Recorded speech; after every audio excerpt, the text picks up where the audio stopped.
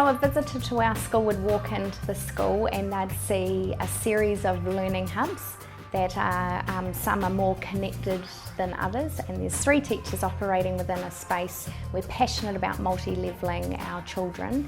Yeah, you'd wander through the school, then it's not a junior, senior, it's all mixed up. We're all in this big learning melting pot together, which is pretty neat.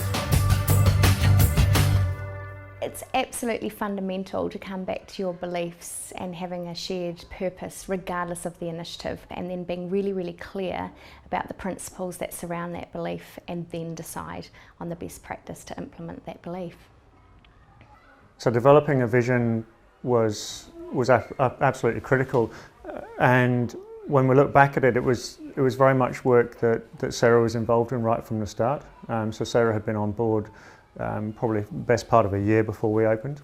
For us, I suppose, putting the buildings aside, it was actually looking at, well, in establishing a vision for a community and for a new school, what do we actually want to do? Having that learning capacity and knowing yourself as a learner, having a learning process that allows you to kind of get out of those I'm stuck situations and knowing what to do when you don't know what to do. And then having that capacity to collaborate with kids of different ages, or with adults, or with different areas around school, and having an understanding of actually, well, what's worth collaborating on, and actually what can I do better on my own. So those are probably like the key things that have underpinned, what we want learning to look like here. We needed to value every stakeholder's voice. So from the student voice and what they wanted in their learning spaces, they've been in the space for 2 years to inform what needed to happen next. Our parents have been critical in this consultation process too, and certainly our board and our teachers having been in the space.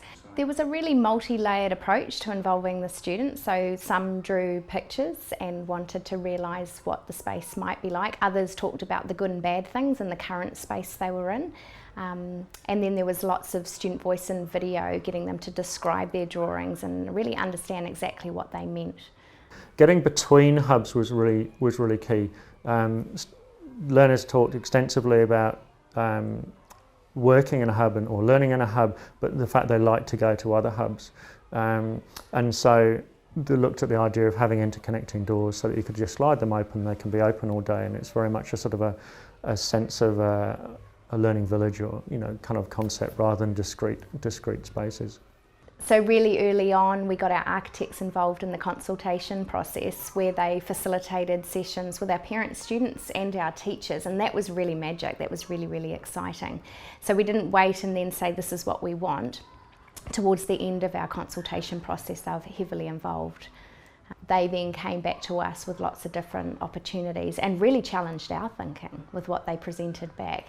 So it was really great to have educationalists and architects working to look for the best outcomes for kids. What's starting to happen is beyond the 3 teachers and 3 sets of children, if you like, and 3 times as much space, and it's starting to be a pretty magic collaboration between learning hubs.